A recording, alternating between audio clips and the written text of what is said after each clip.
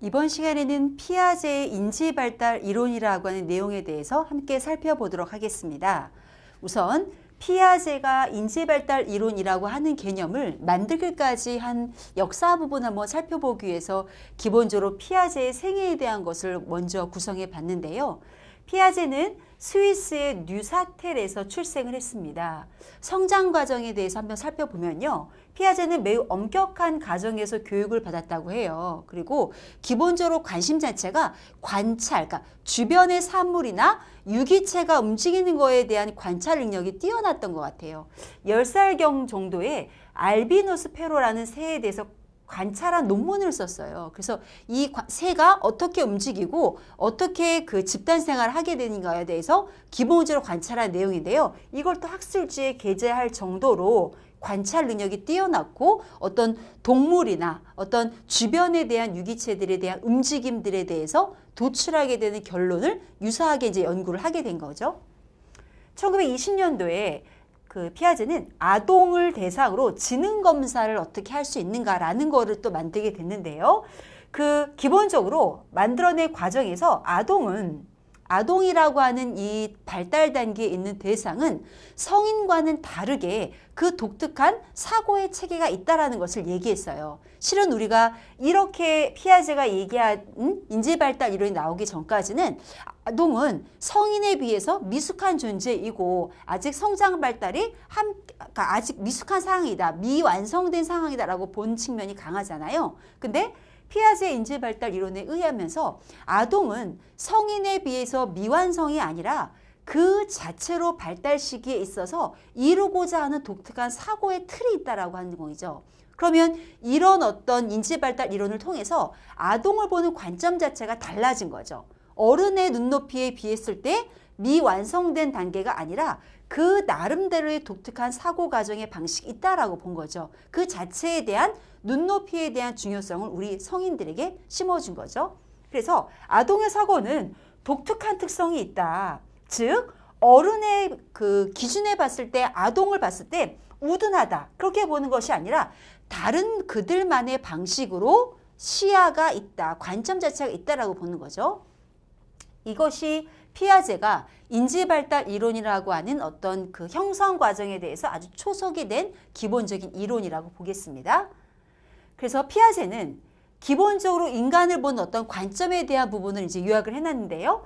성인의 선입관을 버려야 된다. 즉 아동이라고 하는 어떤 대상에 대한 존재에 대한 독특성, 그 나름대로 숭고한 어떤 존재에 대한 수용성을 인정해야 된다라고 보는 거죠. 그 다음 수학적, 과학적 개념을 활용해서요. 아동에 대한 이해의 폭을 넓힌 거예요. 그래서 아동을 어떻게 아동이 행동을 하고 또 아동이 주변 사물과 대상에 대해서 어떻게 반응하는가라는 거에 대한 주의 깊은 관찰을 통해서 이론을 성립하게 된 거죠. 그 다음 아동을 전체적으로 이해하고자 했다. 그럼 아동을 부분적으로 혹은 어떤 그 분절된 모습으로 단편적으로 본 것이 아니라 인간의 온전한 어떤 총체적인 관점으로 아동에 대한 어떤 관점을 키워나간 거죠. 두 번째 보면 이 피아제는 세 자녀가 있는 거예요. 그래서 세 자녀를 양육하면서 그들이 어떻게 성장하고 있는가에 대한 어떤 시기별로 그리고 발달 단계별로 나타나는 특징적인 부분들이 있죠. 또 그 특징적인 개념이 어느 한 시기에 마련이 되는 것이 아니라 완성되기까지 그 전 단계에서는 이 완성된 개념이 어떻게 형성되어 가고 그 단계에서는 어떻게 이것이 그 정립이 되는가라고 하는 것을 단계별로의 어떤 형성 과정에 대해서 주의 깊게 관찰한 거죠. 그래서 세 자녀를 대상으로 인지발달 단계라는 것을 적용해 본 거죠. 가장 옆에서 보면서요. 그리고 이렇게 재임하던 중 84세의 생을 마감하게 됐다라고 하는 피아제에 대한 생애사를 한번 봤습니다. 피아제는 주장한 인지발달 이론을 통해서요. 인간에 대한 어떤 관점 자체가 상당히 인간은 능동적이다. 그러면 능동적이라고 하는 것은 주변의 환경을 인간이 주체적으로 활용할 수 있고 또 통제하고 조절할 수 있는 인간의 자율적인 의지를 갖고 있는 면을 부각한 거죠. 또한 탐색적인 존재이다. 즉 주변 본인뿐만이 아니라 주변의 상황과 대상과 그 대상이 사물일 수도 있고 사람일 수도 있고요. 주변에서 일어나는 다양한 상황에 대해서 탐색하는 존재이다 라고 하는 인간의 발전 지향적인 부분을 강조한 거죠. 따라서 주변의 환경과 인간은 어떻게 상호작용하는가, 그 상호작용하는 면에 있어서 인간의 주체적인 의지를 더 강조한 거죠. 그리고 환경에 이 인간이 적응해 나가는 과정에서 그 적응해 나가는 과정에 가장 중추적인 역할을 하는 것이 바로 인간이 갖고 있는 인지다라고 보는 거죠. 인지를 통해서 내 주변의 환경에 인간이 적응을 해 나가는데 그 적응해 나가는 과정이 한 번에 완성되는 것이 아니라 차츰차츰 개념을 확장해 나가는 어떤 발달 단계적인 지향점이 있는 부분을 갖고 있는 거죠. 이렇게 피아제는 인지가, 사람이 갖고 있는 인지가 어떻게 발달되어 나가는가, 어떤 그 인간의 생애 주기적인 발달 단계를 통해서 이렇게 인간을 봤기 때문에 주변에 대해서 인간은 자기를 둘러싼 환경과 교류해 나가면서 대신 그 환경을, 어떤 환경에 대해서 일어나는 영향면을 수동적으로 맞는 존재가 아니라 환경을 조절할 수 있는 통제 가능할 정도로의 능동성과 탐색성을 갖고 있는 존재로서의 부각을 한 점이 피아제의 인지의 발달의 이론에서의 중추적인 개념이라고 보겠습니다. 그러면 인간이 갖고 있는 피아제의 이론에 있어서의 업적적인 부분을 먼저 살펴보도록 하겠는데요. 그러면 인간은 어떻게 인지를 발달해 나가는가? 이 인지라고 하는 부분은 어느 시기에 어떠한 개념이 확정이 돼서 나가는가라고 하는 점이죠.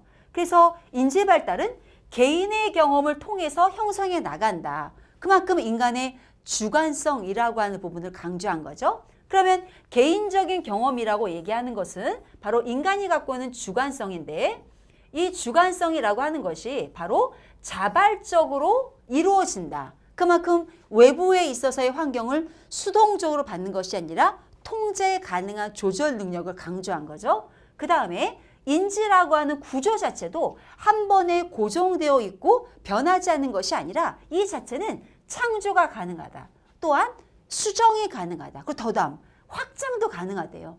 그만큼 인지라고 하는 부분은 무궁무진한 어떤 틀이 있다라고 보는 거죠. 그래서 사람을 둘러싼 주변 환경과 다양한 상호작용을 하면서 인지라고 하는 발달을 인간은 계속 확장시켜 나가고 변화해 나간다. 대신 그런 것이 개인적인 경험을 통해서 만들어지는 만큼 인간의 어떤 인지 발달에 있어서 중요한 어떤 동기화가 되는 요인은 바로 경험이라고 하는 거죠. 그래서 어떠한 경험적인 토대를 이 아동이 어렸을 때 형성해 나가느냐에 따라 인지라고 하는 발달도 함께 상호적으로 발달한다라고 보는 거죠. 두 번째 개념은요. 인지 발달이라고 하는 발달 단계에 있어서의 순서라고 하는 개념인데요. 이 순서는요. 일정에 미리 정해져 있다. 그 다음에 한 단계를 건너뛰거나 혹은 그 다음으로 점프는 안 된다라고 보는 거예요. 그럼 인간에게 있어서의 생애 주기별로의 발달 단계는 정해져 있다. 대신 그 발달 단계는 개개인마다 다를 수 있겠지만 이 단계를 점프하거나 스킵하거나 이런 부분은 없다라고 보는 거죠. 그만큼 발달 단계에 대한 단계성에 대한 부분에 대한 강조를 한 거고요. 그 다음 인간이 겪게 되는 그 발달 생애 주기별로의 단계에 있어서는 기본적으로 사고에 대한 특성이 있다고 보는 거죠. 결국 그 특성은 본질적으로 인간은 개개인마다 다르다. 대신 그 단계 자체로도 완전할 수 있다. 그만큼 인간이 갖고 있는 다양성, 독특성, 그리고 또 하나 주변 환경에 대한 영향의 중요성을 또 강조한 거죠. 그래서 피아제 이론에서의 업적은 또 하나의 중요한 개념은 아동이라고 하는 대상입니다. 그럼 우리가 아동이라고 하는 대상은 우리가 완전하게 인지의 발달이라는 것이 확립되기까지 기본적으로 환경과 무한 정도로의 상호교류가 이루어지는 존재인 거잖아요. 그래서 피아제는 아동은 어른과는 다른 사고방식을 갖고 있다. 그렇기 때문에 아동을 온전하게 우리가 이해하기 위해서는 아동 자체가 갖고 있는 사고를 온전하게 그 사고의 이해 과정을 이해하는 것 자체가 그 아동에 대한 이해의 폭이다라고 본 거죠.